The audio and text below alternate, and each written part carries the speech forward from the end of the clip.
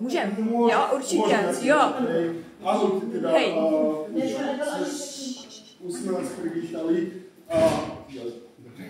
Ja budem zo začiatku trošičku v strese, ono to prejde. Paradoxne budeme hovoriť o strese, ale ja dosť zle znášam ten stres zo začiatku, respektíve pracujem na tom. Moje meno je Stano Farkáš, teda som tréner psov, alebo teda posledné roky ma živí tréning psov. Okrem toho som aktuálne už robil 7 rokov veterinárneho technika na veteríne. Minulý rok, vlastne začiatkom tohto roku som odišiel, tak po dlhom zvažovaní zmenil som aj mesto.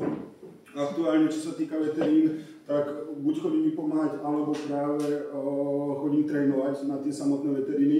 Skrz to, že celý môj život zaberajú koníčky, respektíve práca, tak čo sa týka toho voľného času, tam moc z toho není, alebo jediné také vypnutie mozgu alebo odreagovanie, vyslovene mimo tých zvierat, tak je to možno cez zimu otužovanie.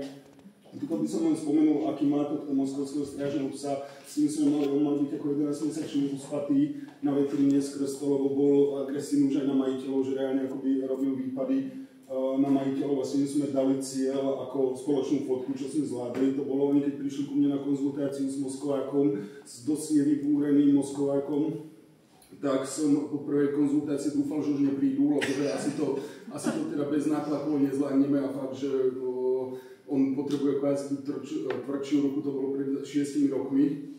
Nakoniec našťastie teda majiteľia vydržali, začali s ním trénovať a vyslovene bez hociakého nátlaku, bez nejakých neetických pomôcok, dokonca bez cuknutia na vodítku sme vyriešili to, že reálne sme dali cieľ. Síce sme tu nedotiahli do konca, a čo sa týka, našťastie nemá zdravotný problém, respektíve niekedy má zápal očí, ale klapkať majiteľe vedia. A čo sa týka ročnej vakcinácie, tak ho viem vakcinovať iba ja, respektíve okrem majiteľov sa viem k nemu priblížiť iba ja. Ale čo sa týka toho hlavného cieľu, aby sa zlepšil vzťah s majiteľmi,